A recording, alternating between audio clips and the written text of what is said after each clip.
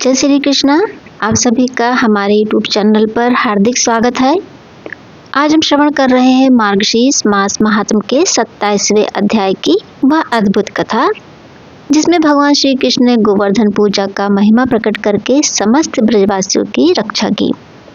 पिछले अध्याय में आपने सुना कि कैसे श्री कृष्ण ने नंद बाबा को इंद्र पूजा छोड़कर गोवर्धन पूजा की करने के लिए प्रेरित किया था।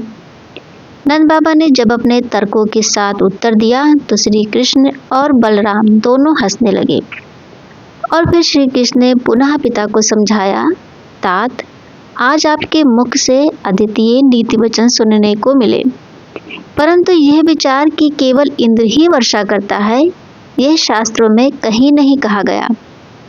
भगवान बोले, सूर्य से ही जल उत्पन्न होता है, जल से अन्न, अन्न से जीवधारी, और यह सब ईश्वर की आज्ञा अनुसार चलता है। सृष्टि, स्थिति और संहार का विधान भी वही करता है, जिसे स्वभाव कहा गया है। समस्त दिशा, काल, प्रकृति, अग्नि, मृत्यु और समुद्र, ये सब भगवान के आदेश से ही अपना अपना कार्य करते हैं। अतः हमें इंद्र की नहीं, उस परमेश्वर की भक्ति करनी चाहिए जो सबका स्वामी है। श्री कृष्ण इतना कहकर मौन हो गए। सभा में उपस्थित महर्षियों ने उनकी स्तुति की। नंद बाबा के रोमांच खड़े हो गए, आंखों से आनंद अश्रु बहने लगे। पिता को पराजित करने वाला पुत्र भी यदि भगवान हो तो कैसा गर्व और कैसा सुख। नंद बाबा ने श्री कृष्ण की आज्ञा मानकर तुरंत ही ब्राह्मणों, मुनियों और गोवर्धन पर्वत की श्रद्धा पूर्वक पूजा की। यज्ञ महोत्सव में ढोल नगाड़ों की ध्वनि, हरि नाम संकीर्तन, जय जयकार और अर्पण की कई विधियां संपन्न की गई। महर्षि गर्गाचार्य ने वेदों के मंगल मंत्रों का उच्चारण किया। कंस का दूत वंकदंतु भी वहां उपस्थित होकर मंगला अष्टक पढ़ने लगा। फिर श्री कृष्ण ने स्वयं गिरिराज के समीप गए और दूसरा रूप धारण कर लिया। एक रूप सभा में, दूसरा रूप पर्वत पर।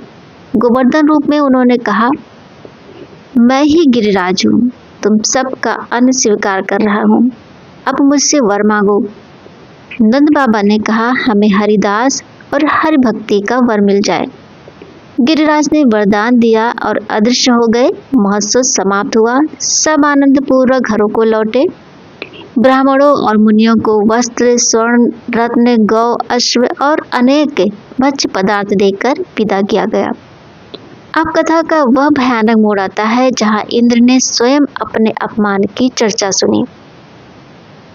ब्रजवासियों ने उनकी उपेक्षा कर दी। यह विचार ही उन्हें कुपित कर बैठा।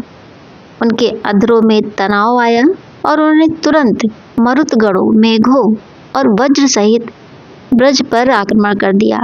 देवगण भी अस्त्र शस्त्र लेकर इंद्र के साथ थे, किंतु इंद्र की पत्नी शची और गंधर्वों ने उन्हें रोका। जब ये विकराल वर्षा आरंभ हुई तो नंद बाबा ने कहा, यशोदा, रोहिणी, बालक बालिकाओं को लेकर किसी सुरक्षित स्थान पर चलो। बलराम और कृष्ण को दूर ले जाओ, केवल बलराम गोप ही मेरे साथ रहे। नंद बाबा भगवान का स्मरण करते हुए इंद्र स्तुति करने लगे।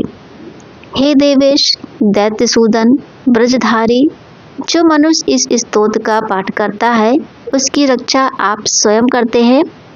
उस पर कभी वज्रपात नहीं होता, न ओले गिरते हैं।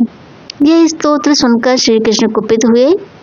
वो बोले, तात आप क्यों इंद्र का भय कर रहे हैं? कौन है इंद्र? मैं आधे क्षण में उसे लीला से भस्म कर सकता हूँ। आप स्त्रियों और बालकों को गोवर्धन की शरण में ले जाएं।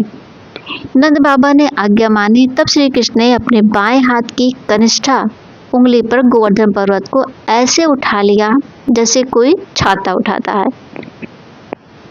ब्रजवासी नीचे आकर खड़े हो गए। इंद्र का प्रहार व्यर्थ होने लगा।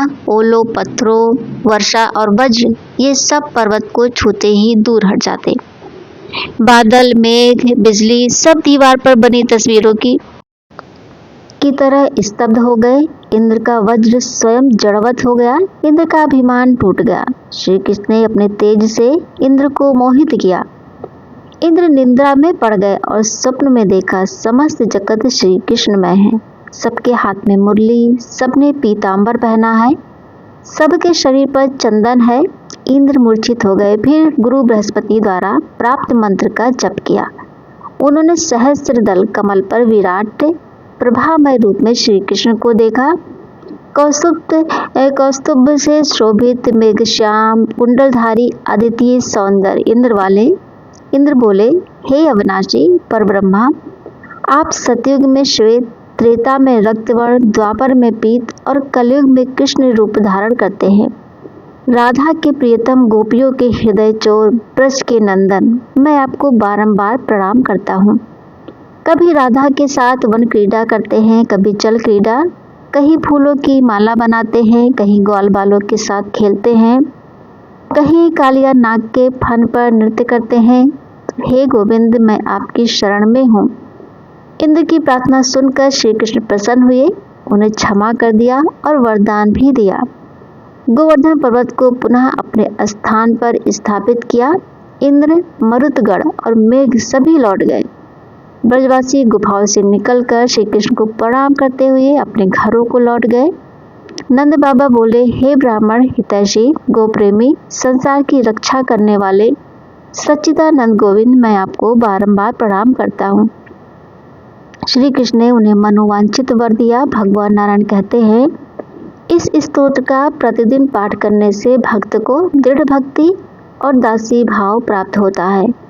उसे यमलोक का भय नहीं होता। यह कथा मोक्षप्रद, पापनाशक और दुखों को मिटाने वाली है। हरे कृष्णा। आज का दिव्य अध्याय समाप्त हुआ। आशा करती हूँ कि ये कथा आपके जीवन में आनंद और कृपा लाएगी। यदि आपको ये दिव्य कथा पसंद आई हो तो मेरे वीडियो को जरूर लाइक करें, शेयर करें और कमेंट में जय श्री कृष्णा अवश्य लिखें और हमारे चैनल को जरूर सब्सक्राइब करें।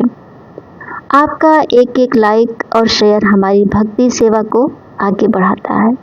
फिर मिलेंगे अगले वीडियो में, तब तक के लिए जय श्री कृष्णा दोस्तों।